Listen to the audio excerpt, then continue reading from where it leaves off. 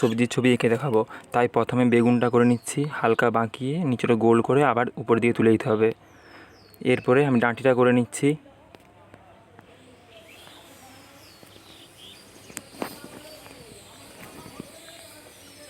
বেগুনটা কমপ্লিট হয়ে গিয়েছে। এরপর এখানে একটা কুমড়া করতে হবে, তাই প্রথমটা একটু গোল করে নিচের দিকে নামাতে হবে। এরপর নিচেটাও আবার গোল করে দিতে হবে, আবার সাইড থেকে গোল করে নামিয়ে তুলতে হবে। একই রকমভাবে এই দিকটাও হবে।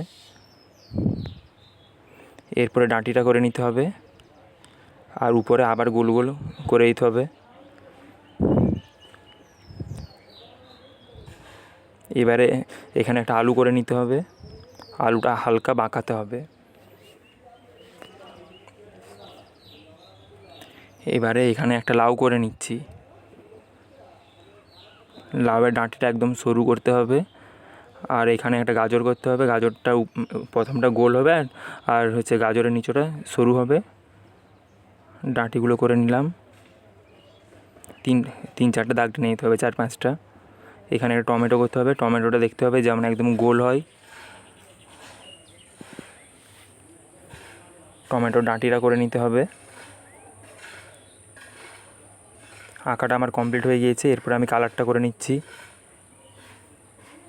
প্রথমে ডিপ বেগুনি দিচ্ছি, তারপর ডিপ বেগুনিটাকে একটু হালকাভাবে টেনে দিয়ে হালকা বেগুনিটা দিয়ে দিচ্ছি।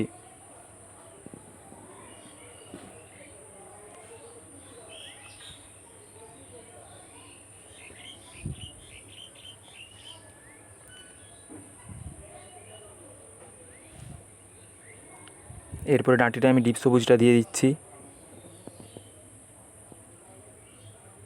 এবারে কুমড়াটা রঙ করছি, প্রথমে ধারগুলোতে কমলাটা দিয়ে দিচ্ছি, তারপরে একটু হালকাভাবে টেনে দিয়ে ওর উপরে হলুদ রঙটা দিয়ে দিতে হবে।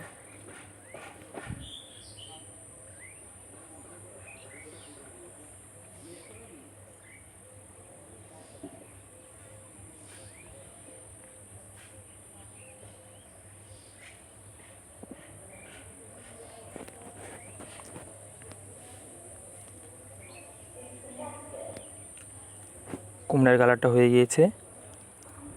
এরপরে লাউটা কালার করে নিচ্ছি, লাউটা পুরোটাই হালকা সবুজ হবে।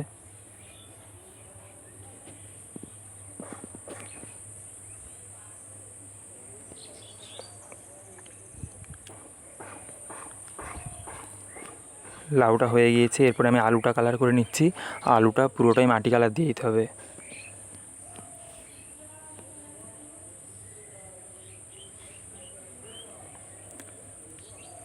এবারে গাজরটা পুরোটাই কমলা কালারটা দিয়ে দিতে হবে, আর গাজরের ডাঁটিটাতে হালকা সবুজটা দিয়ে দিতে হবে।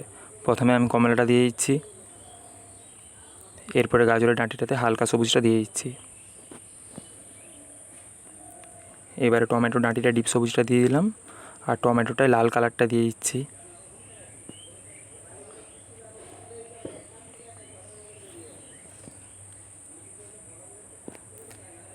কালারটা কমপ্লিট হয়ে গিয়েছে। এরপর আমি ছবিটায় গ্লাস মার্কিংটা বুলিয়ে দিচ্ছি।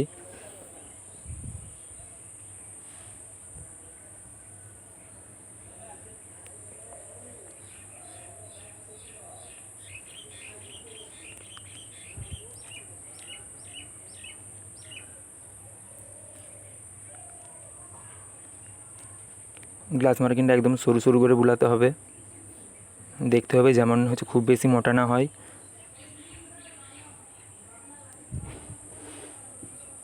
গ্লাস মার্কিং বানানো কমপ্লিট হয়ে গিয়েছে।